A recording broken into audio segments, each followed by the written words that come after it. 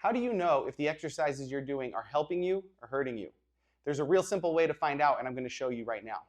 Hi, I'm Bill from Beyond Fitness, and I've been helping people for over 20 years overcome their pain and physical limitations so that they can get back to their normal, healthy lifestyle. So the system I want to show you today is called AIM. But before we get to AIM, I want to back up a little bit and just explain to you how your body works. Our body is a bunch of systems that work together. Your cardiovascular system, for example, your lymphatic system, and your nervous system. What ends up happening is if you think about movement, right? We are a skeleton that moves. That skeleton moves when the muscles contract and relax. That's the muscular system. Now, the muscular system doesn't work on its own. The muscles contract when they get signals from the nerve. The nerve doesn't decide when you move. That comes from the brain, the CEO of the nervous system. So the brain is really in charge of everything. And when we really dive into pain science, we start to see that if something hurts, say it's your lower back, it's not your lower back that actually hurts, it's the representation of your lower back in your brain.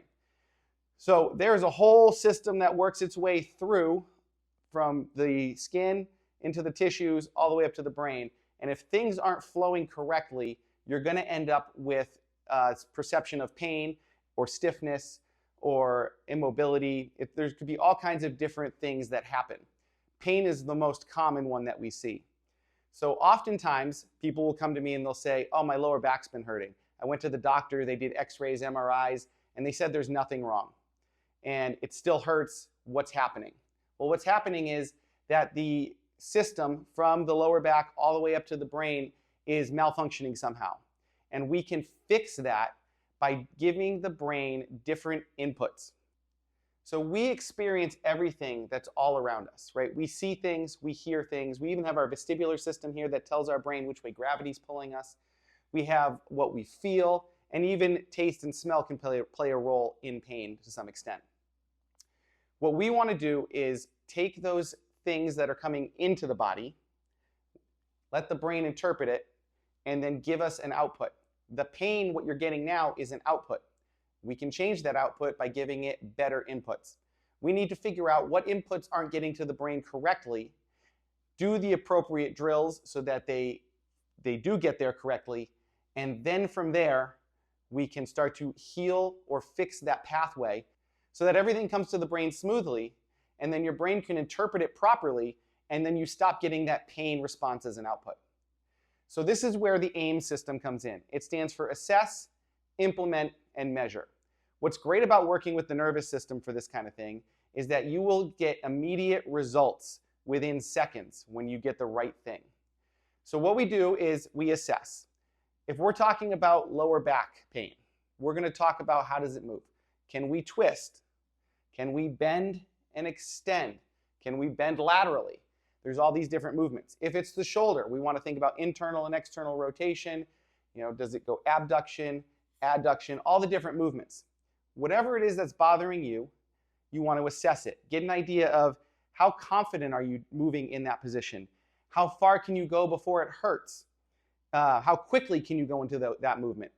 These are all data points for you to measure when we do an input to see if the result is positive or a negative. So let's just use the lower back as an example, and let's just say if someone's in pain and they bend over and they can only get to here and oh, it hurts, okay? What we want to do is say, okay, what's happening here? What are the other systems involved? The vestibular system is one that's a big player in the spine. So we may do some vestibular exercises to see if it helps improve the back. Why do we do that? We do that because the vestibular system tells the brain, hey, this is the way gravity's pulling us. And as a result, your brain says, okay, we're going to tighten the muscles around the spine so that we don't fall over. Well, if the vestibular system's giving it faulty information and says gravity's pulling us this way, you're going to try and compensate that subconsciously so that you don't fall over. Then the other systems get involved. Your visual system says, well, listen, this isn't straight up. We're going to fall over this way. So then your brain tries to correct muscles to get you that way. And next thing you know, you've got a really twisted up spine. You might have some difficulty moving. You might have some pain there. There's nothing really physically wrong with you. It's just that the tone in the muscles is not appropriate for where you are. So what we want to do is start to address that. So we will try a drill. After we've assessed, we go to the implement stage where we pick a vestibular drill. So one of the common ones might be a VOR. So you've got your visual target right in front of you, and you're going to keep your eyes on it, and you're going to turn your head left and right or up and down to stimulate part of the vestibular system. You may have a target that you're looking at. Right now I'm looking directly at the camera, and you might bounce. This is a common one that also helps the vestibular system. There's many drills and exercises for the vestibular system that you can do, and we just have to figure out the right one that works for you. And that's where the measure stage comes in. So we have now assessed.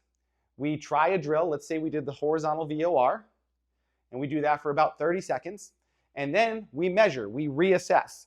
And now you see if you can go further, if you can move with more confidence, if there's less pain, all these different things. If you move into it quicker, all of these things are an indication that that was a positive thing for you.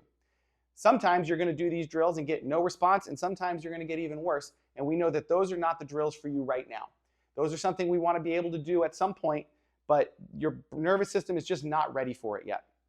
So we're going to go through a list of 3 or 4 exercises. We're going to find some that make you feel a little bit better. We can incorporate those into your warm-up before you exercise. We can also sometimes incorporate these drills into actual exercises. So for example, if we're finding that up and down works for you, we may have a visual target when we do a squat. And now we're still moving up and down. We're going at a slower rate, but we're still keeping, by using the eyes and the vestibular system together while we move up and down, we're now still stimulating that part of the vestibular system in the appropriate way. So that's just one example of how AIM works. I use it with all of my clients whenever we're trying to figure out if something's good or bad. It's a great tool to give you instant feedback. And it can make a huge difference in your day-to-day life, because as the day goes on, you may say, oh, my back's starting to bother me. I know that if I do this one drill, it starts to feel a little bit better for a while, and you can just immediately do it no matter where you are, because usually you don't need a lot of equipment. If you're interested in more of this stuff, I did write this book called Rewiring Pain. It's available on Amazon. I will put the link in the description below, and you can get more information about how all of this works. The thought process, there's a ton of stuff in here about vestibular stuff, visual stuff, standard exercises that you can do at the gym, all kinds of different things. It covers a lot of stuff. So if you're interested, check that out. And until next time, live healthy.